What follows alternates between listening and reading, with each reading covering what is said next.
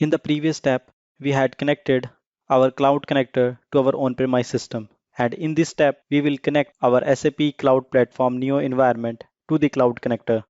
So let's go to our Neo environment. And here on the left hand side, you can see that we have two options inside the connectivity section. First is destinations and second is cloud connectors. Let's go to cloud connector. Cloud connector will show which of the cloud connectors are already connected to this sub account. So here you can see that in the previous step, we had created a virtual host Neo and with port 8181 and it is available here. It means that our cloud connector has been recognized by SAP Cloud Platform. Now we will connect our SAP Cloud Platform Neo environment to SAP Cloud Connector. To do that, I will have to go to the destination. But before that, I will copy this virtual host. Now I will go to destinations and here I will create a new destination. Now I have different set of options available here. First is name. I will write the name of this destination. So I will write SAP on-premise.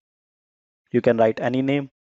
And in the type, we have different option available, like through which way you want to connect. I will select HTTP. In the description, you can write the description about the destination. So I will write my first destination to on-premise.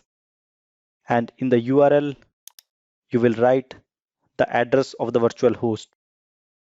In the last step, I had copied the virtual host, so I will paste it over here. But before that, I will write HTTPS.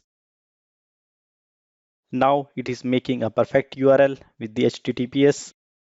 And in the proxy type, we have two options, internet and on-premise. I will select on-premise because I am connecting to on-premise.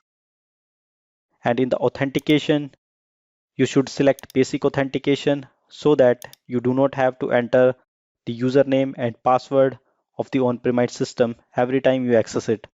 So I will enter the user and password of my on-premise system.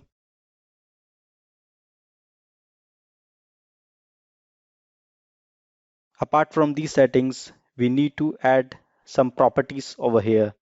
These additional properties helps to better connect our destination. To add the properties, click on this new property button. So here you will write the SAP client that your on-premise is having. So mine is 800. Let me show you. So this is my system. So here you can see that my client is 800.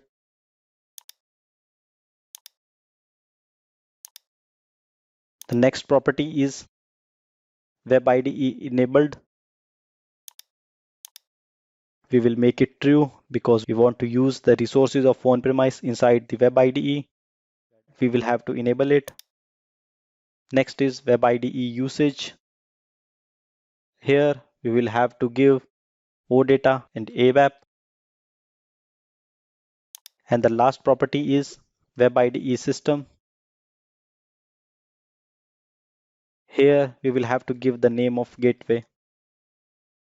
Now all these four properties are set. So now we will click on the save button. Now changes are saved and it can take up to 5 minutes. So let's wait. So now our connection is saved. You can see that connection is created SAP on-premise. We can check our connection over here. It is checking. Now the connection to SAP on-premise is successful. In the next step, we will go to SAP Web IDE and create our Fiori application using the OData services that were exposed using the SAP Cloud Connector.